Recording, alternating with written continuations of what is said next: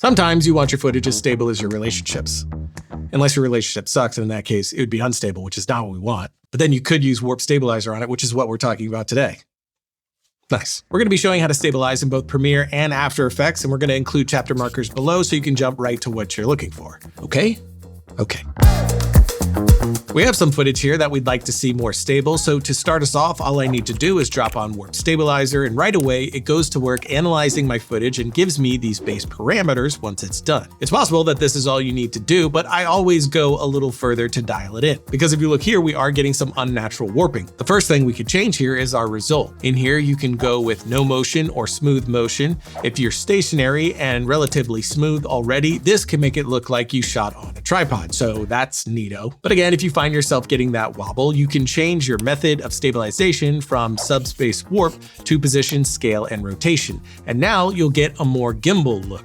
If the effect still isn't working, you could try changing the method to position for a more subtle stabilization effect.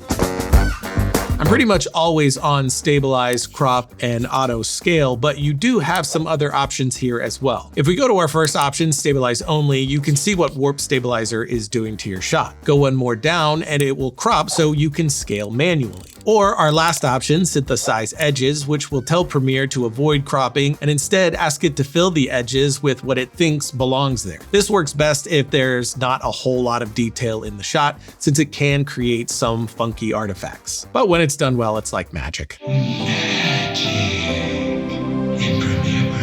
Under the advanced settings, you'll find that fast analysis is checked as your default option, but if you want Premiere to take a deeper look at your footage, you can click detailed analysis. You'll have to wait a little bit longer, but oftentimes it results in a much better effect. Now, if you're still getting that wobbling, there's one more trick you can try. First, we'll mask out any moving subject from our frame, and they need to be masked throughout the shot, so you can either keyframe manually or click here to track your selected mask forward. Once your subject is properly masked, click the invert button to remove it from our shot. Now, right-click your clip and nest it. Then add Warp Stabilizer and click on Detailed Analysis. You can play with the smoothness if needed, but once you're in a good spot, you can go inside your nest and toggle the opacity effect to bring your subject back into the frame. And since we removed this moving element that could have been throwing the Warp Stabilizer's tracking off, we should now have a much more solid end result.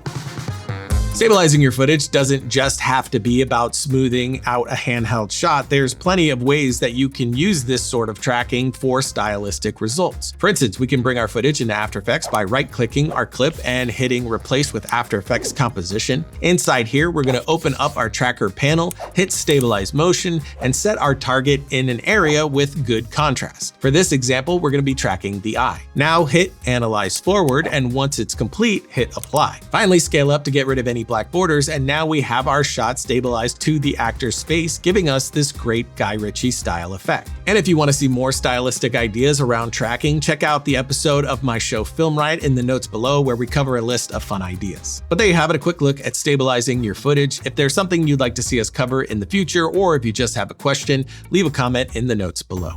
And subscribe to the channel for more updates and tutorials like this one, because subscribing is thriving.